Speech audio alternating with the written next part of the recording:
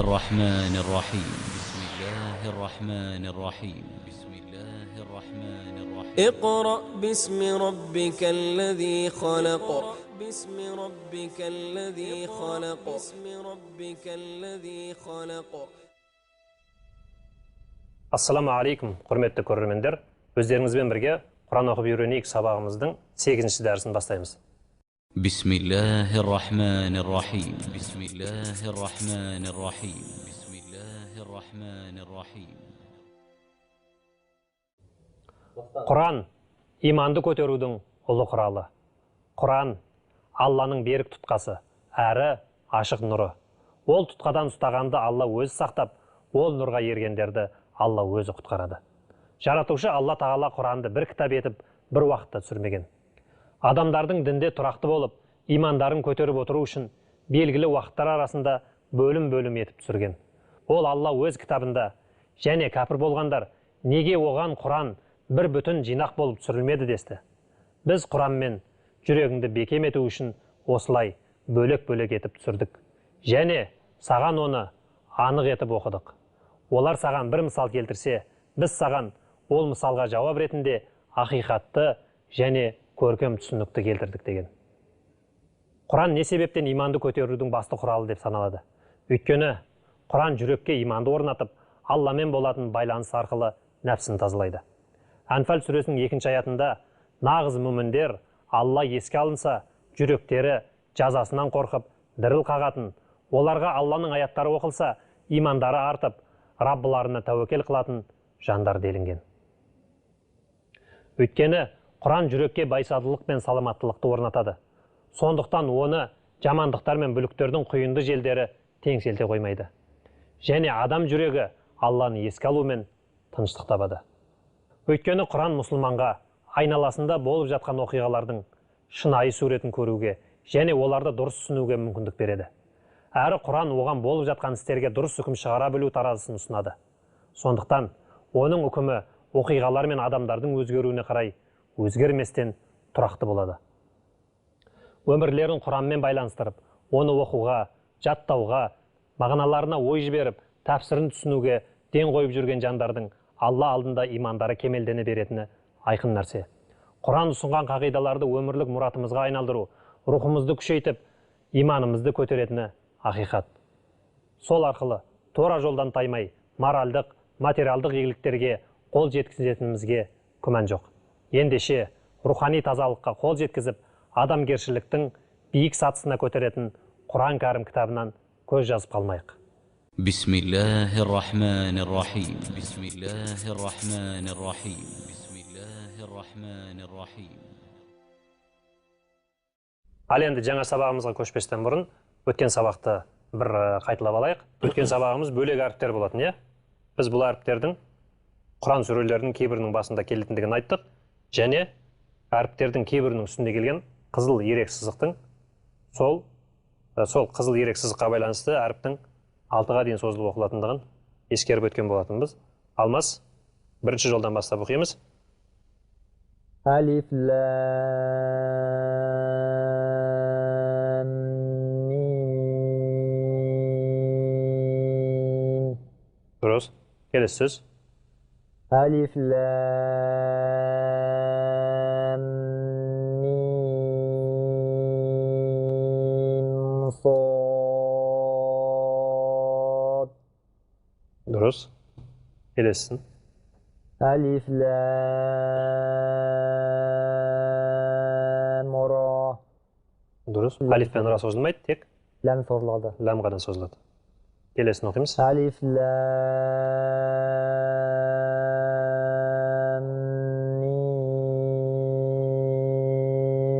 мим ра. Дұрыс. Айдос, келесі жолдың басынан. كاف يا عين صاد. Айдос, осы сөз қайттан оқимыз. Құрметті көрермендер, сіздер де бізбен бірге қайталап, қадағалап отырыңыздар. Айдос, жаңағы сөз қайтадан оқимыз. كاف يا عين صاد. Дұрыс, келесі сөз. طه Бұл екі әріпте созылмайды, иә? Келесі. طاسين ميم Дұрыс. طاسين Дұрыс, келесі. ياسين Дұрыс. Тимур, келесі сөзге көшеміз. صاد حميم Келесі. حميم عين سين قاف Дұрыс. قاف نون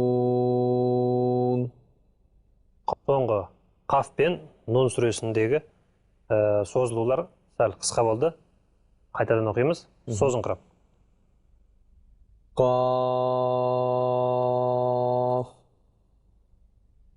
Нун. بسم الله الرحمن الرحيم بسم الله الرحمن Жақсы, الرحيم рахмет.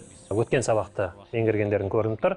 Осылай өткен сабақты қайталап алған болсақ, онда бүгінгі жаңа сабаққа көшейік.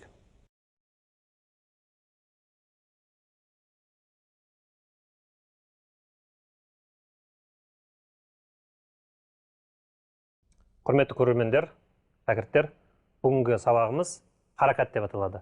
Бұл сабақтың алдындағы басқа сабақтардан ерекшелігі, бұл сабақтарда біз әріптің есімін, әріптің атын емес, әріптің дыбысын ғана атайтын боламыз.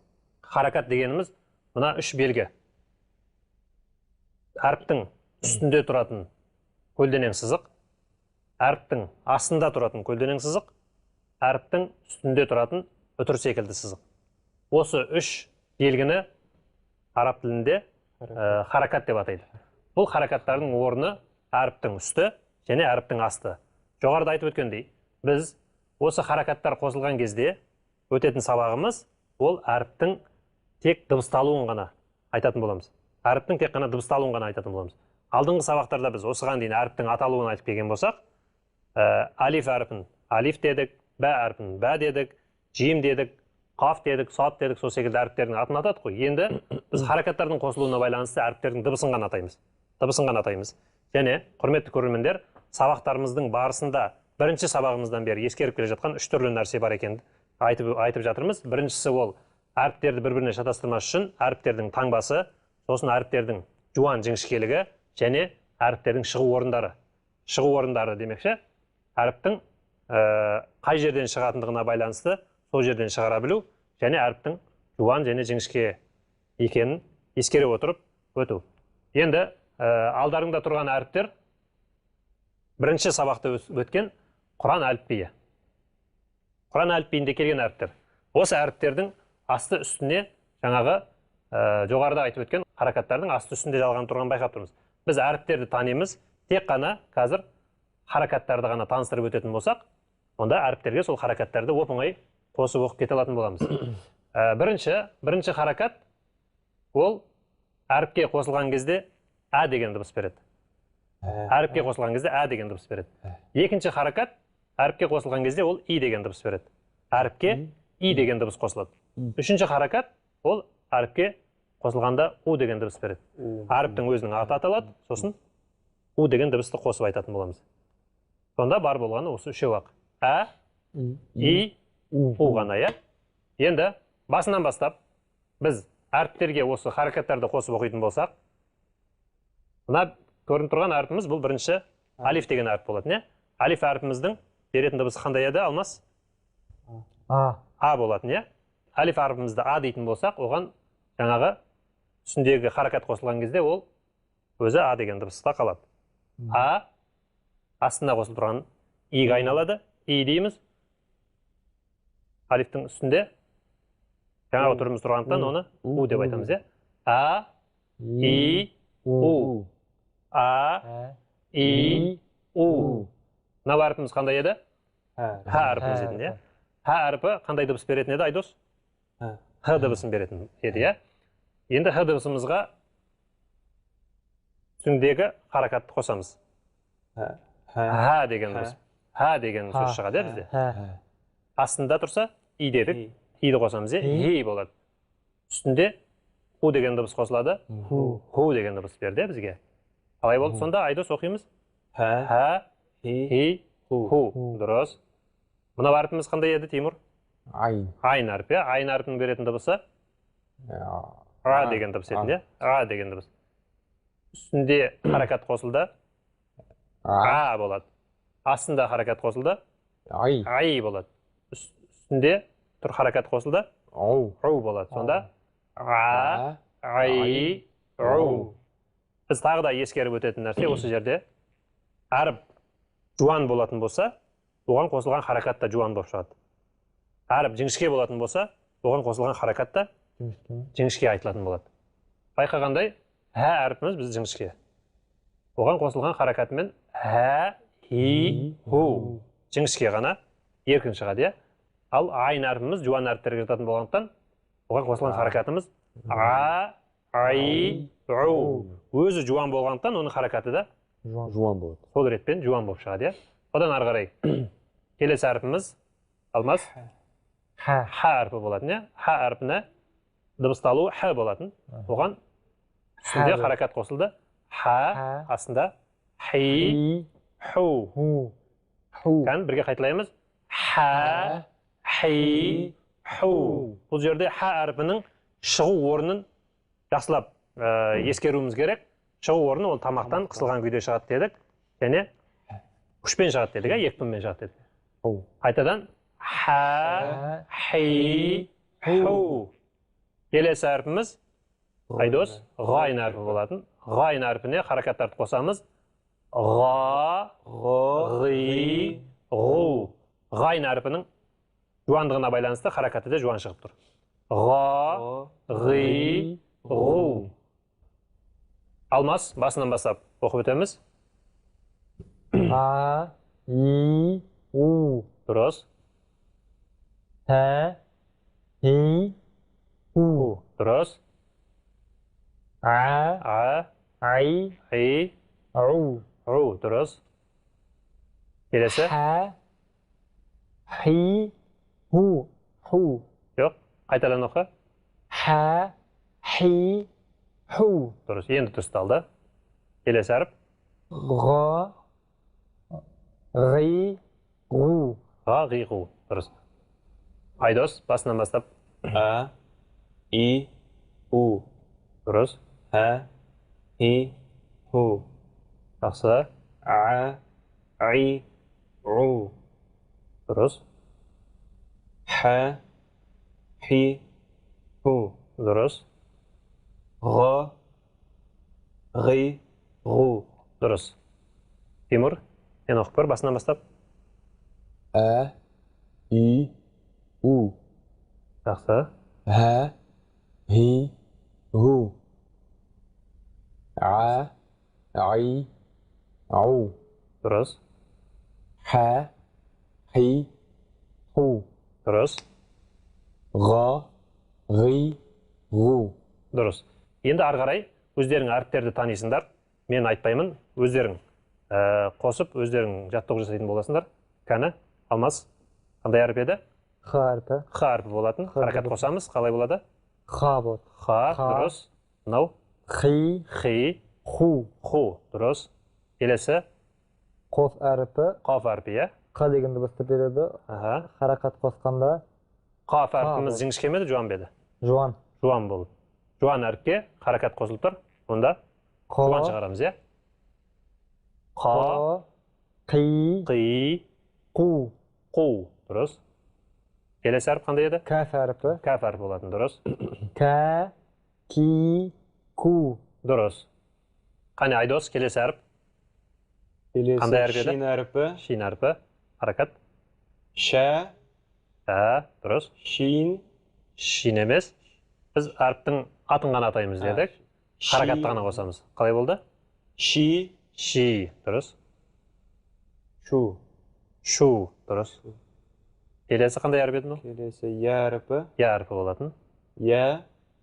Яға фатқа қосылған кезде? Я болады. Я болады, дұрыс. И болады. И деп созбаймыз қатты. И болады. Өзің беретін дыбысы и болатын, я? Қатты созылмайды, тек и. Я. Я. И. Ю. Келесі? Ю. Дұрыс. Ю. Келесі әріп, мына әріп қандай еді? До әрпі. До әрпі. Жуан әріп. Жуан.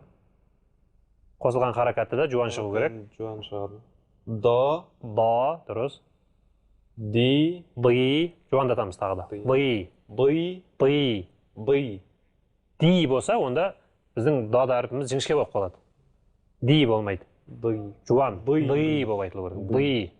Ди. Дұрыс. Ду. Ду. Ду. Ду. Қалай болды? До. До. Ди. Ди. Ду. Ду. Құрметті көрермендер, сіздер де бізбен қалыспай жіті қадағалап отырыңыздар. Әр жіңішке әріптің кезінде харакаты жіңішке болып шығады. Әр жуан әріппен қатар харакаты да жуан болып шығатын ескеріп отырайық. Келесі әріпті ары қарай оқимыз. Айдос, қандай әріп? Ләм әріпі. Ләм әріпі болады. Дыбысы? Жіңішке әріп дұрыс айтасың. Дыбысы л болады. Харакат қосамыз. Лә. Ли. Ли. Лу. Лу. Дұрыс. Өзі жіңішке болғандықтан харакаты да жіңішке шығып тұр, иә? Қалай болды? Айтылаймыз. Лә. Ли. Ли. Лу. Лу. Дұрыс. Тимур ары қарай оқимыз. Қандай әріп еді мынау? Нун әрпі. Нун әрпі болады. Н дыбысын береді. Н дыбысын беріп тұр. На. Нә. Ни. Ни. Ну. Ну, дұрыс. Келесі әрпіміз қандай еді? Ра. Ра болады. Ра әрпін беретін дыбысы р болатын, иә? Р дыбысы. Оған Ра. харакатты қосамыз. Ра. Ра. Ри. Ри. Ри. Ри. Ру. Ру. Дұрыс. Айтадан. Ра. Ра. Ри. Ри. Ру. Ру. Дұрыс. Келесі әрпіміз қандай әріп еді? Келесі әрпіміз то. То әрпі болатын. Жуан әрпі. Жуан, дұрыс. Яғни харакаты да Харакат қосқан кезде де жуан болады. жуан болып шығады. Қалай еді? Қалай болады? То. То. Ты. Ты. Ту. Ту. Дұрыс. То. Ты. Ту. Келесі әрпіміз қандай? Дәл. Дәл әрпі. Д. Д. Жіңішке ді. Жіңішке болады, иә? Дә. Дә. И. Ду. Ду. Дұрыс. Алмас, келесісін. Та. Тұра, асықпа. Қандай әріп еді? Та әрпі. Та әрпі болады. Та, жіңішке. Та емес, та. Та әрпіміздің беретін дыбысы? Т дыбысы. Т дыбысын береді, бірақ жіңішке, иә? Оған ә дыбысын беретін харакат қосамыз. Қалай болады? Та болады. Та болады, дұрыс. Та, ти. Ти. Ту. Ту. Айтадан? Та. Ти. Ту. Өте дұрыс. Келесі әріп? Сод әрпі. Сод әріпі. Жуан. Жуан әріптерге жатады. Дыбысы? Дыбысы? Со болатын, иә? Со. Оған харакат қосамыз? Со. Со. Дұрыс. Со. Сы. Сы. Сы. Жуандат тағы да. Сы. Сы. Сы. Сы. Ауызды ашамыз. Сы. Сы. Дұрыс. Су. Су. Қалай басынан? Со. Со. Сы. Сы. Су. Су. Дұрыс. Өздерің байқап тұрғандай, бізге мәтінде жуан әріптермен жіңішке әріптер араласып келіп тұр. Әліпбидегі келген реті бойынша келіп тұрған жоқ. Әліпбидегі реті араласып, жуан әріптер, біресе жіңішке әріптер болып араласып келіп тұр. Біз қай жерде жуан екен, қай жер жіңішке екен, өзіміз айыруымыз керек. Са, сы, су әріпінен кейін келген әріп қандай? Син әрпі. Син әрпі. Дұрыс. Син әрпі жуан әріптерге жата ма, жіңішкеге жата ма? Жіңішке әрпі. Жіңішкеге жатады, иә? Онда Оның беретін дыбысы с болатын. С. Орташа с дыбысы болады. харакат қойғанда сә болады. Сә. Дұрыс. Си. Си. Су. Су. Дұрыс. Айдос, ары қарай оқимыз. Келесі әрпіміз қандай? За әрпі. За әрпі. Жуан ба, жіңішке ме? Жіңішке әріптер қатарына жатады. иә? Беретін дыбысы з. Беретін дыбысы з. З, За, зи, зи, зу. зу. Оңай, е? Қайтадан оқимыз басынан. З, зи, зу. За, зи, зу. Енді осы з дыбысына ұқсас, келесі дыбысты қойып тұр қасына. Келесі әріпті қойып тұр. Қалай Зо әрпі? әрпі. Ол Зо әрпі. Жуан з еді, не жуан бізде? з. Аха. Харакат қойғанда зо, Зо. зо, Тағы да жуандатамыз. зо, Зо. зо. Дұрыс. Зы, Зи, зу. зу. Қайтадан. Зо, Зо, зы, зи, зу. зу. Көп адамдар осы әріптерді үйренген кезде әріптердің шығу орындарынан қателеседі. Сол үшін бұл жерде сад әріпімен қатар син әріпін бекер беріп тұрған жоқ. Сол сияқты за әріпімен бірге зо әріпін бекер беріп тұрған жоқ. Әріптердің шығу орындарында қателіктер көп болатынына байланысты осы жерде екеуінің арасында айырмашылығын айырып алу үшін бірге қатар беріп тұр. Темір оқып өтеміз кәні. Заны. Зо, Зо, зы, зы, зу. зу. За әріпінің шығу орны за әріпіне қарағанда жуан, Жуан. не басқа жақтан шығады, е? Алмас, осы жерін бір оқып өтеміз. Зо, Зо, зы, зы, зу. зу. Дұрыс. Айдос, сен оқып жатыр едің ғой, е? Зәл әрпі. Зәл әрпі. Жіңішке әріптер қатарына жатады. Беретін дыбысы з, Жіңішке з. жіңішке з. Көрдің ғой, өзің байқап тұрғандай, за, зо және зәл әріптерін бірге бір жерде топтастырып беріп тұр, араларындағы айырмашылықтарын осы жерден айырып алу үшін. Харакат қосқанда Харакат қосамыз. зә, Зә, зи, зи, зу. зу. Тілдің ұшымен ғана жіңішке Жіңішке шығады. Қайтадан. зә, Зә, зи, зи, зу. зу. Дұрыс. Т әрпі. Аха. Жіңішке әріптер бұл да. Аха. Жіңішке әріп қатарына жатады. Дұрыс. Т, ти, ту. Зә, си, су.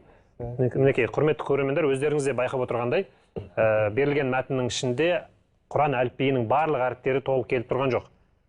Келмеген әліпби әріптері болатын болса, оларға осы харакаттарды мына әріптерге қосылған сипаттағыдай қосып ары қарай оңай оқып кетуге болады. Біз жаңа сабақты өтіп болған болсақ, түсінікті болатын болса, алдарыңдағы кітапты ашыңдар. 8-ші дәрісті ашамыз. Басынан бастап кезекпен оқимыз. Алмас, бастаймыз. А, и, Алиф әріпіміз бізде жіңішке еді ғой. жіңішке. Сол үшін оған қосылған харакаты да жіңішке болады. Қалай? Ә болады, дұрыс, иә. А, и, у. Жақсы. А, и, у. Дұрыс. А, и, у. Дұрыс. Ха, хи, ху. Жақсы. Ро, ри, ру. Дұрыс. Хо, хи, ху. Хо, о демейміз, жуан а деп айтамыз. А. Хо. Хо себебі Хо. әліпбиде біз о деген әріп өткен жоқпыз. Сол үшін бізде о дыбысын беретін әріп жоқ. Харакат а дыбысын береді, хаға қосқан кезде ол жуан аға айналады. Хо. Хо. Хо, хи, Хи. ху. Ху. Дұрыс. Хо, хи, ху. Дұрыс. Ка, ки, ку. Жақсы. Дж, джи, джу. Дұрыс. Ч, чи, чу. Жақсы. Е, и, ю. Дұрыс. До, ды, ду. Дұрыс. Лә, ли, лу. Дұрыс. Келесі. Нә, ни, ну. Жақсы. Ра, ри, ру. Келесі. Та, ты, ту. Дұрыс. Тимур. Келесі жолдан бастап. Д, Ди, Ду. Дәл әрпі ғой, иә? Иә. Дәл әрпі жіңішке әрпі болғаннан кейін тағы да жіңішкертеміз. Д, Қайтадан. Ди, Дұрыс. Ду. Байқадың ба, алдындағы өзің оқыған сипатпен мынаның қазіргі оқығанның арасында айырмашылық бар. Байқадым. Жіңішке болады, иә? Қайтадан тағы бір қайтала. Д, Дә, Ди, ди, Ду. ду. Өте жіңішке шығады, иә? Дұрыс, келесі. Д, Ди, Ду. Жақсы. Та, Си, Ту. Жақсы. Цә, Ти, Ту. Дұрыс. Зә, Зи, Зу. Дұрыс. Зо, За, жуан, иә? Ви, Зы, Зу. зу. Зә, Ви, Зу. Дұрыс. Цә, Ти, Ту.